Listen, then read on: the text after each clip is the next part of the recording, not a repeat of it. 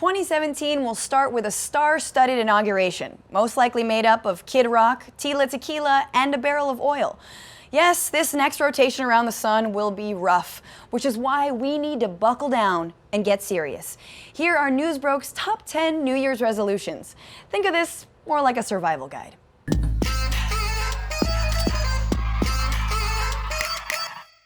Number 1, be abnormal, because this isn't normal.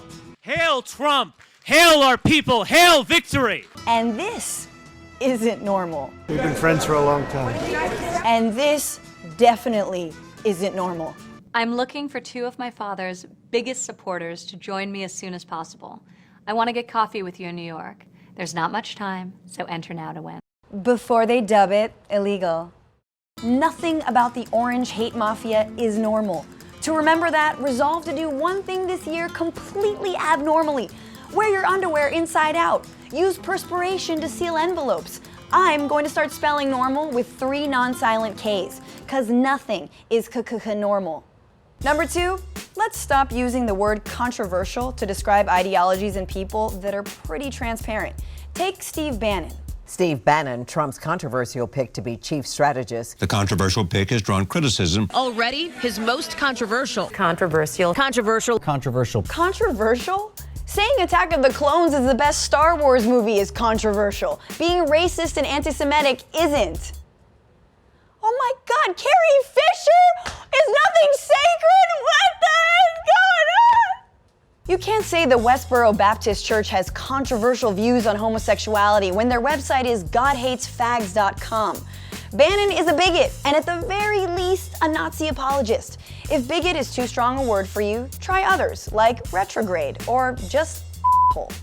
Number 3, stay vigilant and study up. Myths about the United States will continue to be hawked by the Trump administration, so it's important to separate fact from fiction. You have to Bruce Lee the bullshit. When someone says undocumented immigrants are dangerous and steal jobs, you say, immigrant labor is critical to the U.S. economy, immigration from Mexico is down since 2007, and immigrant crime is at a lower rate than the native-born population.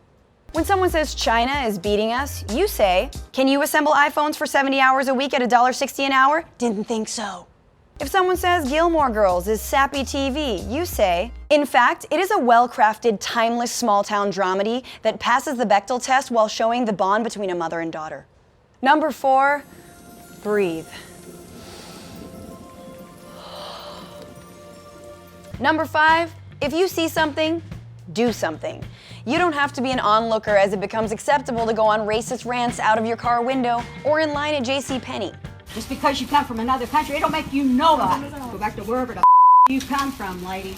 Ugh, I would hate to see that woman on Black Friday. How come they got Black Friday, but we ain't got no White Friday? That toaster's mine.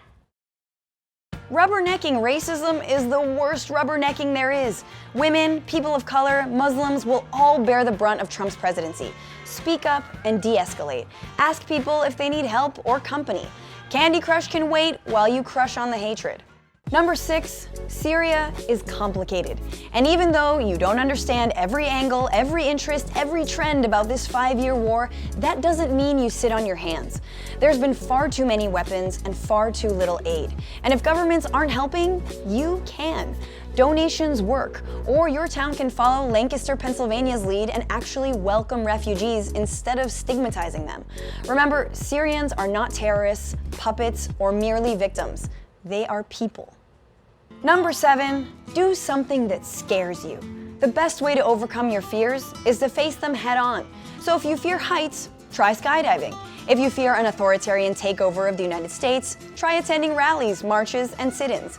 If you fear crying in public, try getting tear gassed. It builds character.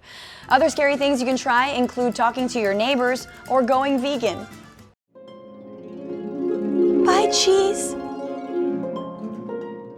Number 8, move back to the Midwest. Trump won Michigan by less than 11,000 votes and Wisconsin by 22,000 votes. Come on, coasters. How many farmers' daughters turned kombucha connoisseurs are there who could stop the rightward drift if you just took your big city values of diversity and democracy back home? It's not so bad. Rent is cheap and you can go back to calling soda pop and not be laughed at. Number 9, go outside. As soon as you're done watching this video, there is still a natural world out there until ExxonMobil gets to it. But you get to it first. Get a jacket, a water bottle, and go fart around in nature. Mountains, oceans, Denny's parking lots, these places are chock full of negative ions, Mother Nature's antidepressants that require no prescription, just you getting off your ass. And leave your phone behind. Leave it. Okay, put it on airplane mode. And number 10, love one another harder. Call people on the phone instead of just texting. And when you do text, use a preteen amount of heart emojis. In 2017, hugs should last 2 seconds longer than normal. The creep factor will be temporarily suspended unless your name rhymes with Lodger Sales, Till Frosby, or Donald Trump. So, they say 2016 party over. Oops, out of time. But this year, we're going to party like Prince never died. Happy New Year.